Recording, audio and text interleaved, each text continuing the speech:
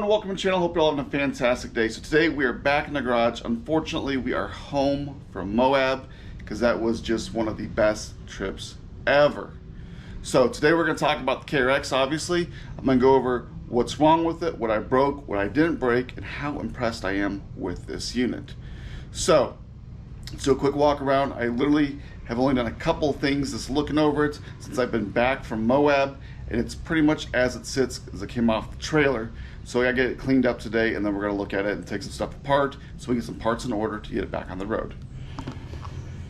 So I did drive through about 3 hours of rain getting home, so it is kind of clean actually. It did have a lot more mud on it. As you can see, I have the battery tender on there. I still have the gas cans, the windshield sitting there, but other than that, this whole setup was just perfect on how it ran. If you're looking for a way to carry your tools around, or even like the small cooler, this pack out plates and pack out system, honestly, it's a little expensive, but it is a phenomenal setup of products, and I had never worried about anything moving. Mine were super solid, and we even had some guys with, you know, double stack pack outs, never had an issue. One of them even rolled their machine. Unfortunately, I did not catch that on video, and his pack out stuff didn't come off at all. So that's pretty cool, and this shows you how stout this stuff is.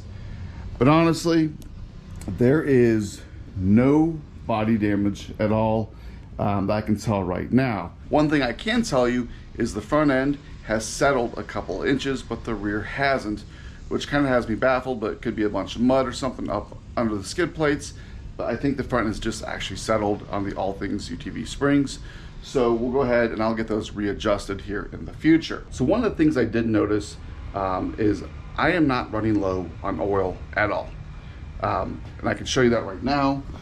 If you look down here in the sight glass, my oil is right below the line. Now I changed it just before we went. I put about 600 miles on, maybe a little less, while we were in Moab. We had some people braking and, you know, just a lot of hard driving, so you don't do a lot of fast stuff sometimes. But no issues with the oil. But what I did find is on the extreme angles, I don't know if any other machine has this, it's the KRX, you will get oil in the intake track. So if you look down here, there's a tube. You can see mine has some oil in it. And this is your air box. And the other side of this tube, if you're not familiar,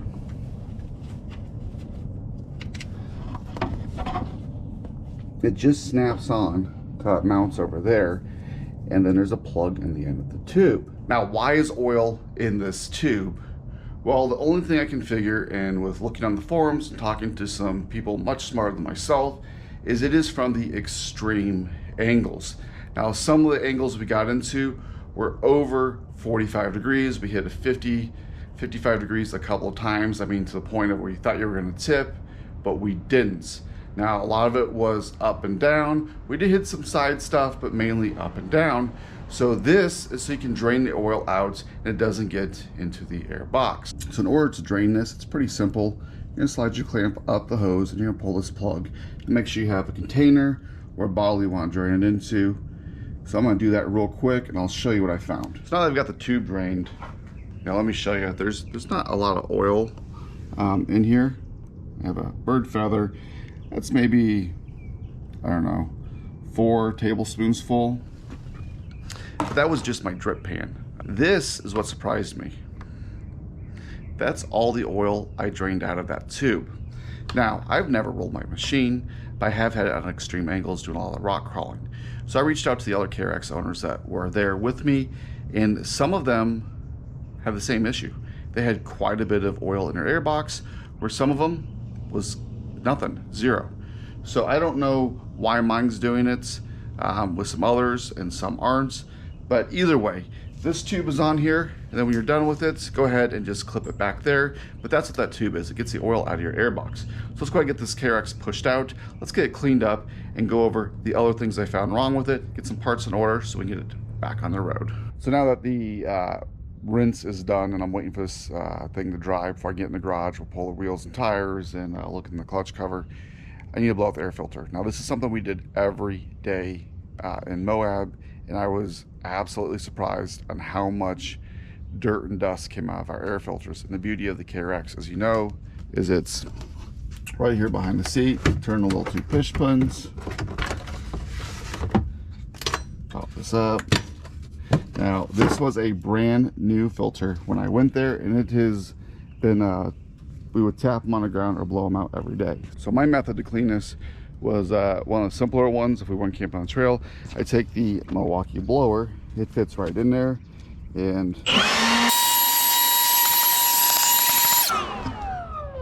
just blow it out like that. Now, yes, I'm blowing from the inside out. Is it good for the filter? I don't know, but it sure does take a lot of dust out. And that wasn't even that bad because the last days that we were there, it was raining, so we didn't get to do everything. Before I push this in, I want to show everyone the tire situation. So on my 35s, I have 1,190 miles, almost exactly. And I have just around 600 miles of them in Moab. So 500 miles roughly at home, and I did rotate them before I left, so I moved the fronts to the rears. So let's go ahead and let's show you the measurements and how much tire I ate up, because Moab is like driving on sandpaper. That's why traction is so great. So here is my spare tire. We'll go here. My spare tire is at right at 1730 seconds. Now these are all at 10 psi. I've checked, and the front tires are right at 1430 seconds. Here's the fun part. The rear tires are at 1130 seconds. So roughly 1,100 miles, I have eaten 630 seconds off these tires. So not too bad. About a third of the tread depth, a little over a third of tread wear when you get down to the 230 seconds. Wear bars. Let's get this pushed in the garage and let's check the brakes out. Those looked really good. It seems like a lot of people eat brakes up on their KRXs, but I think that's more of mud and snow. So let's go ahead and look at these ones, pull the clutch covers and look at those clutch weights and find out what else is wrong with this thing. So now we talk about tire wear, let's talk about tire performance. I think the STI XComs did a great job performing. The sidewall here did grab, especially in like spicy jalapeno. There are some wear marks. No, that's not from curbs. That's from on the rocks. So now my tires did bark the most out of all the tires, but I had a DOT tire out there. So a little bit harder compound, and being that the rear end of the KRX is nice and locked, you are going to scrub or bark a tire going around corners on asphalt, cement, rocks, which a lot of Moab is when you're out in the trails. So I'm pretty happy with the performance there on Nats. Would I buy them again? Absolutely. I will probably buy 3 more here in the future and then rotate the spare in, and when these ones wear out, just use one of these as a spare. Now another issue I did run into is my front differential is got a seep or a leak. I think it's the large O-ring. I don't think I got a good seal on it. I think it's pinched, so I have a small seep at the bottom of the front differential. And that doesn't bother me because I already have a new gaskets or an O-ring. But what does bother me is I'm getting a vibration. So the vibration is in the floorboard, it's not in the steering, and it comes and goes at higher RPMs, or speed I should say. It's more of a speed issue than an RPM issue. But let me show you what I found. Someone else actually pointed this out to me, which is good because it's a fairly easy fix. So if you come back here, this is your yoke that goes from the drive shaft down into your intermediate or half shaft underneath here with carrier bearing. So on here, if you look, if you can see the movement real well, but I got a solid 1/2 inch. Now the other deal is, if you look at that U-joint right here, I can turn this, there's like a 1/16 of play side to side. Now the clicking you hear is the end of the drive shaft hitting in here. So I think it's happened to other people, is the splines in this have just worn, even though I greased it appropriately. But this is a fairly easy fix.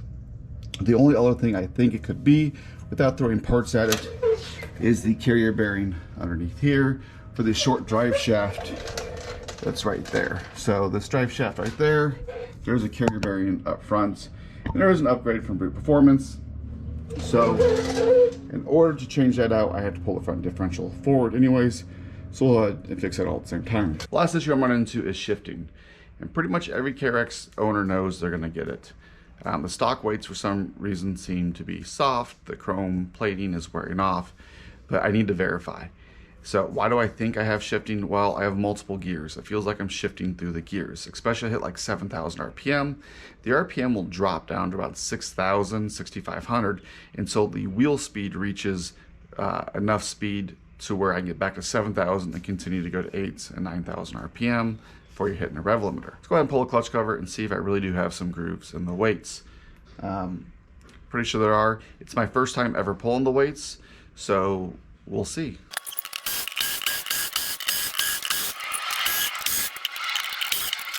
So let's get the cover off and you get this shield off. It is actually two 10mm bolts over there, same as the outside cover, and 12mm nuts. One that goes there, one that goes there. Next thing I do is you gotta pull this plate here. Now behind this plate is the primary spring, and then these back here are your weights. So once we get the primary spring out, we can go ahead and pull this. I have the Brute Performance bolt kit in here, and the difference between this and stock is it has a collar around the bolt to make sure that this stays centered. Does it help? I don't know. I just installed it when I put the G-Boost belt in before I went to Moab. So let's get those off, and then we'll pull the primary spring out and we will pull these clutch weights. There's 4 of them, so you'll have to take the circlips off right here once we pull this forward. So let me show you the difference between the Brute bolts and the OEM bolt. The OEM bolt is just a hex head or Allen head. The Brute bolt is a 12mm, but the difference is you see the lip around the Brute bolt a little bit larger. It just keeps that cover centered. There's another deal on that cover. If you look at the cover, if you've never done this, there's an arrow here, an arrow there. So when you put this back on, make sure you line your arrows up. Now, one thing you'll see a lot of people doing on the forums is they're pulling this primary spring to keep the RPMs lower. And the spring is just this. Looks like mine used to be orange. It's pretty dirty. And it sits on there. So next thing I'm gonna do is I'm gonna go ahead and I'm gonna take the belts off so we can get these clutch weights out. It's pretty simple. You're gonna take your bolts, you're gonna thread it into one of these 3 holes or use 3, and then all it's gonna do is pull this secondary clutch out and then take the belts off over the secondary. So then once you get that done, you can go ahead and slide this forward. Now I can already tell you, I've looked in there, my clutches are pretty grooved, but let's go ahead and pull them out. So there's the circlip up here, which you're gonna pop off. Be very careful not to bend it. We'll push the pin through and then the weight should pop off. So let's get that done and let me show you the grooves on these weights. And this is just for reference of why you would blow your clutch out. I mean, you can look down here, you see all that. That is just from taking this piece off here. I mean, you can see stuff falling. Look at that. So that is just wear and tear and dirt. Remember, your clutch is a wear item. All right, let me show you these clutch weights. Now, honestly, I know clutch weights are a consumable item. They're a wear item, they wear, but honestly, 1,250 miles, they shouldn't be worn out. And I mean, 3,000 miles, 3,500, but 1,250 miles, it's pretty bad. So let me show you what they look like. So here are my clutch weights in order from how I took them out. This one here on the end is the arrow, and we are going counterclockwise all the way around. I mean, look at this top groove here, and this is, you know, you're at wide open throttle, how much it is worn out. And then there is the OEM chrome finishing. So all in all, KRX did really good out in Moab. I mean, other than some clutch weight wear, I got a vibration with a yoke in the rear and a leaky front differential. No real issues I've had. Now, differential is my fault. Clutch weights are a wear item. Kind of disappointed in them wearing out in 1,250 miles. Kind of disappointed in that yoke having that much play in 1,250 miles, but it is what it is. Now, brakes, I just checked, I have about 60% left of my brake life, which is pretty good considering I don't do a lot of mud and that stuff. A lot of people are changing their brakes at 600 and 700 miles. So honestly, these machines are really capable to go anywhere you want, especially Moab. But there are a few upgrades I would do if you're gonna go to Moab. At a minimum, some skid plates, a winch, and some heavy duty tires. Now, stock tires are fine, but they're really thin and they're more apt to puncture. So you don't have to go 35, so you can put the stock size on, a 31 or 32, just do a little bit of a heavier duty, an 8-ply rated tire. Other than that, you'll have a ball out in Moab. I know I'll be going back. Let's talk about the other machines and the carnage they had. Wasn't too bad. On the Polaris Razor side, we had a drive shaft snap. And it really wasn't the drive shaft, it was the U-joint. The trunnion broke off and it messed up the yoke, so we had to get a replacement drive shaft and U-joint. Not too bad, it was up and running in less than a day. On the KRX side of things, we had a few other things happen. We had 2 sidewall punctures, and that's why I recommend a higher rated tire than the stock ones, and we did have 1 drive shaft snap. Now when you bounce in the front end of these things, they will snap a drive shaft. Much rather have a $200 drive shaft snap than a $1,600 front differential. Other than that, no failures, no breaks, no nothing. We even had one guy roll, as I said earlier, didn't catch it on video, but he did have an aftermarket cage, and other than some messed up plastics, no bent A-arms, no tie rods, nothing, kept driving for the rest of the day. So the only things I didn't get to do in Moab were Fins and Things, Cliffhanger, and Pritchard's Canyon. Unfortunately, due to rain, I just wasn't able to go out there, which is fine. I'll do it next time. I'll get some parts in order. We'll get this thing fixed, get back on the road. I do have some other stuff coming.